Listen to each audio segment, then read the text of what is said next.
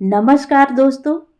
कहानियों की श्रृंखला में आज सुनेंगे प्रोफेसर अनीता वर्मा जी की कहानी अपराध बोध। लेकिन उससे पहले मेरा आपसे विनम्र अनुरोध है कि अगर मेरे द्वारा सुनाई हुई कहानियाँ आपको अच्छी लगती हैं और आप मेरे चैनल पर पहली बार आए हैं तो चैनल को सब्सक्राइब ज़रूर करें, लाइक करें और अपने दोस्तों और परिचितों में शेयर भी करें। बेल आइकन दबाना बिल्कुल भी ना भूलें। आज सुनिए अपराध बोध। आज उसका मन बहुत उदास था। अतीत रह रहकर मन को उद्वेलित कर रहा था। कितना मजबूर हो जाता है इंसान नियति के आगे। किंतु स्वयं के द्वारा ही तो लिया गया था वह निर्णय। वह नियति को क्या दोष देती। विचारों के भंवर में फंसी वह अपने को समझाने की असफल चेष्टा कर रही थी। हो सकता है विनय का आज मूड ठीक नहीं हो। वह ऐसा तो नहीं था। कितने दिल से चाहा था उसने मुझे। कुछ समझ नहीं आ रहा था। दिमाग शून्य हो चला था। आखिर गलती कहाँ हुई। भावनाओं की आंधी चलती है तो तर्क ज्ञान के पत्ते उड़ जाते हैं। दिल डूबा जा रहा था। शिकायत करती तो किससे। सब बातों के लिए खुद को अपराधी महसूस कर रही थी। सुबह की घटना ने मन मस्तिष्क को झकझोर दिया था। क्या कसूर था मोनू का।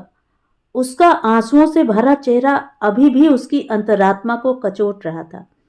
विनय के उस व्यवहार ने कितनी बेरहमी से उसके सपनों के महल को धराशायी कर दिया था। संपूर्ण दृश्य आंखों के सामने घूमने लगा। पापा पापा, देखो मेरा रिपोर्ट कार्ड। मैं कक्षा में फर्स्ट आया हूं। खुशी मोनू की आंखों में छलक रही थी। वह नाश्ते की टेबल लगाने में व्यस्त थी।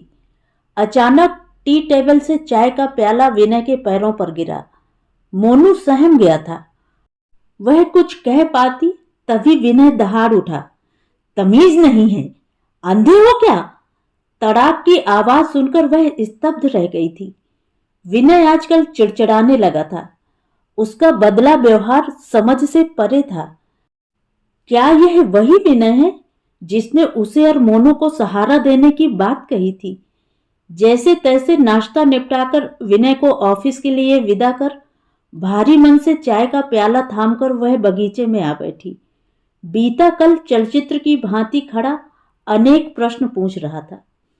कितनी खुश थी वह गौतम को पाकर। वह आर्मी ऑफिसर था। वह उनके पड़ोस में ही रहता था। एक शादी समारोह में प्रथम मुलाकात के बाद ही वे एक दूसरे के करीब आ गए थे। शालू, क्या हम अपनी मुलाकात को रिश्तों का नाम नहीं दे सकते। प्रश्न भरी दृष्टि से गौतम बोला था। वह क्या कहती। उसने मुस्कुराकर मौन स्वीकृति दे दी थी। गौतम के परिवार में उसकी विधवा मां के अलावा और कोई नहीं था। उन्हें इस रिश्ते से कोई ऐतराज नहीं था। वह भी शालू को पुत्री के समान मानती थी। उधर शालिनी के माता पिता गौतम जैसा सुदर्शन दामाद पाकर खुश थे। अतः दोनों परिवार की सहमति से वे विवाह के बंधन में बंध गए थे। सभी उन दोनों की तारीफ करते नहीं थकते थे। वह मन ही मन अपने भाग्य को सराहती थी। आखिर गौतम के रूप में जीवन की अपार खुशियां जो मिल गई थी, ईश्वर से वह और क्या मांगती। उसे जिससे खुशी मिलती उसको पूर्ण करने में गौतम को आत्मसंतुष्टि मिलती थी। अच्छा व्यक्ति होने के साथ ही वह एक कर्मनिष्ठ और साहसी ऑफिसर भी था। खतरों से खेलने में उसे आनंद मिलता था। वह कभी अज्ञात भय से सिहर उठती तो वह हंसकर कहता, तुम भी व्यर्थ की चिंता करती हो, लंबी उम्र लिखाकर आया हूं। शालिनी यह सुनकर अपने को गौरवान्वित महसूस करती थी। आर्मी में बीच में कुछ दिनों का अवकाश होने पर जब वह घर आता तो मानो घर स्वर्ग हो जाता था। माँ भी अपने बेटे को देख फूली नहीं समाती थी। इस बार जब गौतम 15 दिन के अवकाश पर आया था तो वे सपरिवार अनेक स्थानों पर घूमने निकल पड़े थे। उसका कहना था, अरे भाई, खाओ पियो और मौज करो। जीवन में क्या रखा है। ईश्वर ने मनुष्य जन्म दिया है तो इसे खुशी से जीना चाहिए। उसका यह दार्शनिक अंदाज दोस्तों में कभी ईर्ष्या का विषय बन जाता था। वे कभी कहते, भाई जिंदा दिल हो तो गौतम जैसा। समय कैसे पंख लगाकर उड़ जाता है, इसका उसे एहसास ही नहीं हुआ था। इसी बीच मोनू का जन्म हो गया था। नए मेहमान के आने से व्यस्तता बढ़ गई थी। माँ तो अपने पोते को पाकर बहुत खुश थी। वह उसमें अपने गौतम का बचपन ढूंढती थी।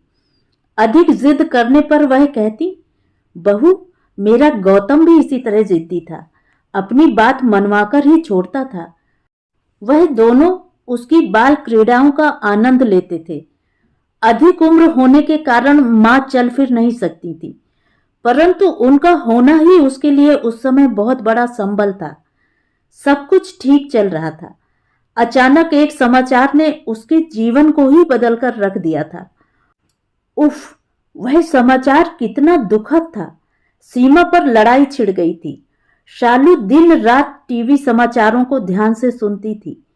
गौतम ने बहादुरी से अनेक दुश्मनों को मार गिराया था। युद्ध का आखिरी दौर चल रहा था। चारों तरफ उसकी बहादुरी की चर्चा हो रही थी। तभी दुश्मनों ने पलटकर वार करते हुए गौतम को बंदी बना लिया था। सुनकर कलेजा मुंह को आ गया था। मन अज्ञात आशंका से घिर गया था।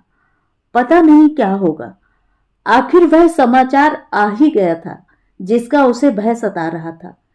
गौतम दुश्मनों को मारकर शहीद हो गया था। आर्मी ऑफिसर गौतम शहीद हो गए हैं। समाचार सुनकर वह चेतना शून्य हो गई थी। ऐसे समय रिश्तेदार आदि सभी ने सांत्वना देने का प्रयास किया, पर वह क्या करती। कई दिनों तक पागलों की भांति चुपचाप घंटों गौतम की फोटो निहारती थी। घर की दीवारों में मानो उसकी छवि बस गई थी। वह उन्हें एकटक देखा करती थी। गौतम की बूढ़ी मां अपने जवान बेटे की मौत का सदमा बर्दाश्त न कर सकी थी। उनकी आंखें चारों तरफ अपने पुत्र को खोजती थीं। अंत में वह भी चल बसी थी।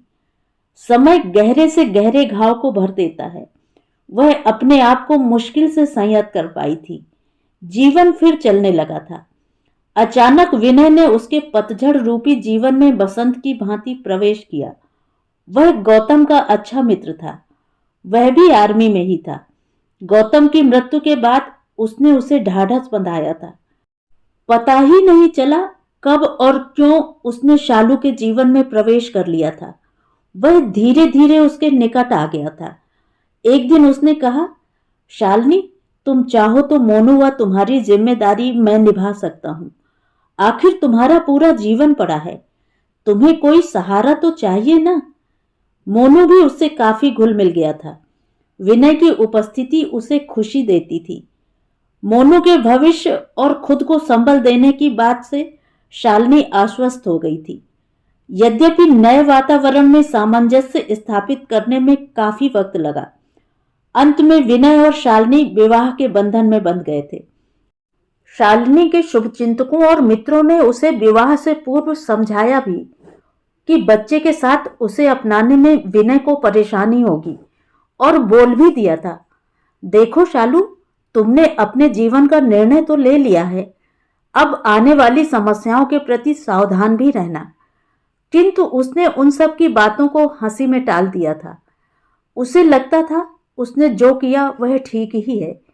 आखिर बच्चे के व्यक्तित्व के विकास में माता पिता का होना भी तो जरूरी है। पर शायद मोनू के भाग्य में कुछ और ही लिखा था। आज जो घटना सुबह घटित हुई थी, उसने शालू के भविष्य के स्वप्नों को चूर चूर कर दिया था। जिन बातों को उसने अत्यंत हल्के ढंग से लिया था, वही सच के रूप में साकार होकर आ रहा था। आज विनय का मुखौटा उतर चुका था। सचमुच कितना अंतर था गौतम और विनय में, जिसकी तुलना आज वह कर रही थी। शालिनी का मन धिक्कार उठा था। वह मोनू की गुनहगार थी, जिसने उसे व्यर्थ ही सौतेलेपन का व्यवहार सहन करने को छोड़ दिया था। वह तो समय के साथ अपने को सहज भी कर लेती, परंतु क्या मोनू का कोमल बाल हृदय इन सबको समझ सकता था? सचमुच आज गौतम रह रहकर याद आ रहा था। उसने न जाने क्या सोचकर उसकी यादों को उससे दूर कर विनय को अपनाया था। उसे आज अपना प्रतिबिंब अत्यंत घिनौना नजर आ रहा था। वह अपराध बोध से ग्रस्त थी। फूट फूट कर रोने को जी चाह रहा था। मोनू भी चांटा खाकर सो गया था। उसका मासूम चेहरा देख आंसू बह चले थे। उसका दिल कह रहा था, मैं तुम्हारी गुनहगार हूं बेटे, मुझे माफ कर दो। तो ये थी कहानी। कहानी आपको कैसी लगी? कमेंट करके ज़रूर बताएं।